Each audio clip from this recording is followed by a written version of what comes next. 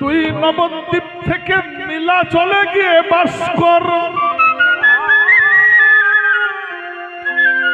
কেন না বছরে একবার জগন্নাথ দেব দর্শনে আমরা যাব, রথ দেখতে গিয়ে তোর বদনটাও দেখে আসব।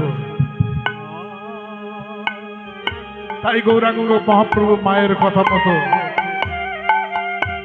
তার শেষ জীবনটা, আপনারা জানেন নীলাচলে গম্ভীরা বলে একটা জায়গা ছিল।